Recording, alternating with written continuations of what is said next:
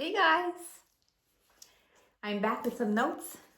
This is from 2017, and today I'm going to talk about a story from 2017.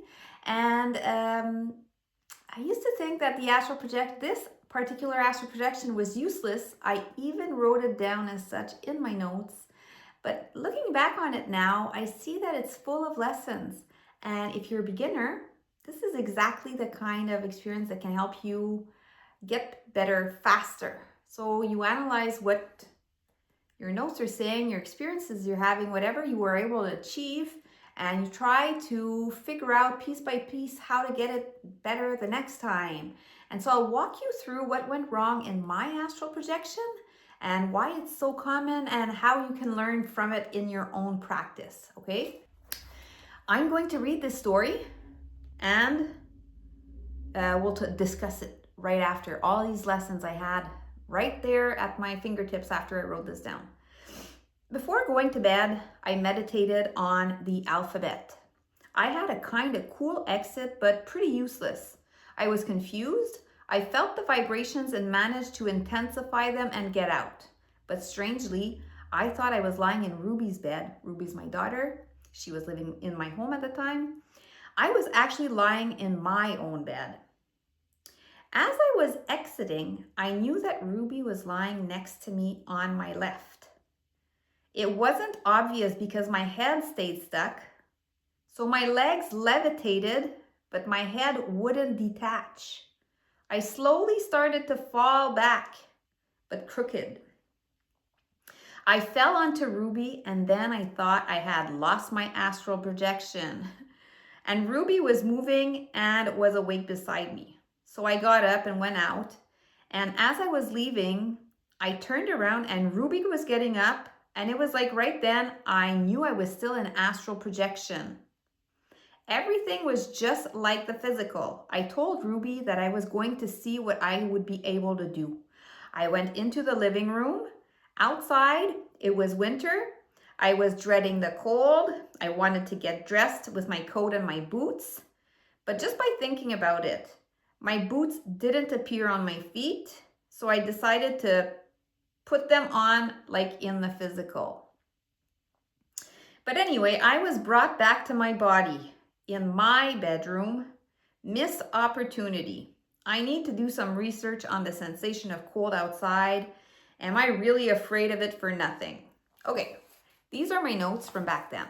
And so now the lessons from this experience that looks like I tried, didn't do much and go anywhere, was pretty useless. And so now I'm going to go over the lessons with you.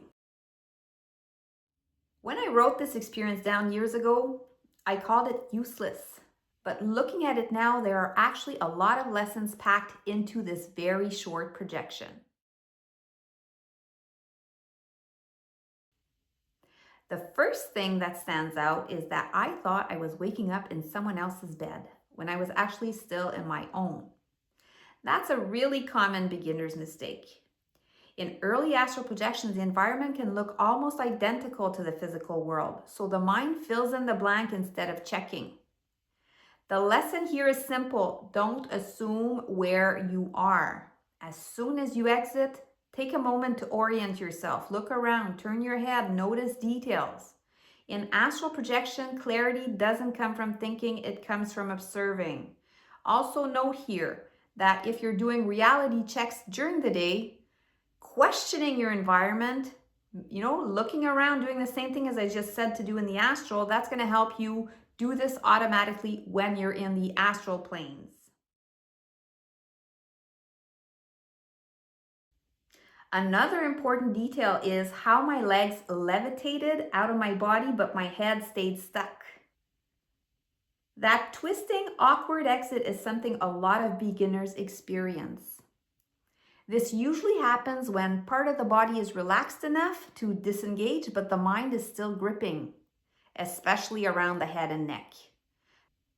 The solution isn't to try harder, it's actually to relax more and let the exit finish on its own. When something feels stuck during the exit, effort usually makes it worse. When I fell onto Ruby and she seemed to move, I immediately thought I had lost the astral projection. But the interesting thing is I hadn't. I was still out. Unexpected movement, interaction, or realism often tricks beginners into thinking they're fully awake again. The lesson here is to pause instead of panic. If you can still move independently and make choices, the experience probably isn't over.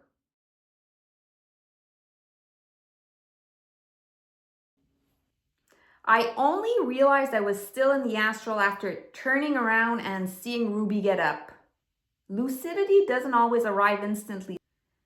Sometimes it clicks in a few seconds or even a minute after exit. That delay doesn't mean the experience failed. It just means awareness is still catching up. Recognizing that moment and staying calm is what allows the experience to continue.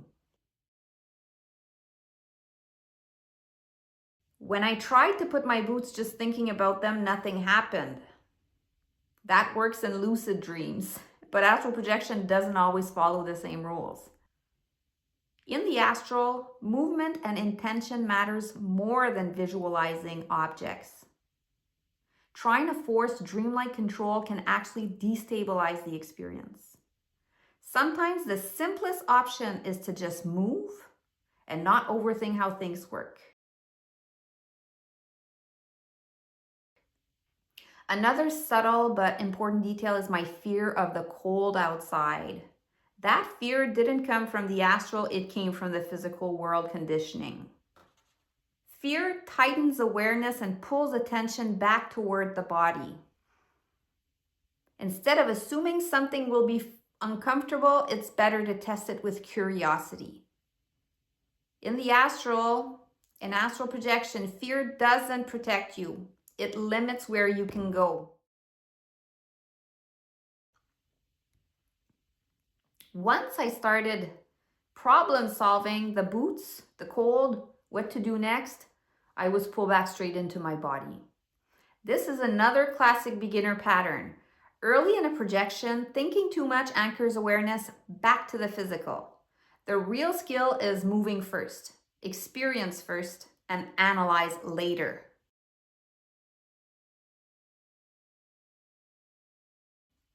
So, what I once labeled as a useless astral projection was actually full of information. The difference wasn't the experience itself, it was whether I took the time to analyze it.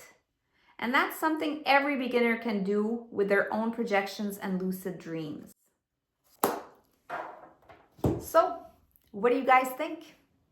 I strongly encourage all of you guys to take notes of your astral projection attempts, even lucid dreaming, and write them down and analyze what you were able to accomplish and try to figure out if there are some lessons in there. Type online and this happened. What could I have done differently? Ask ChatGPT. He's going to tell you for sure. He knows stuff about this too.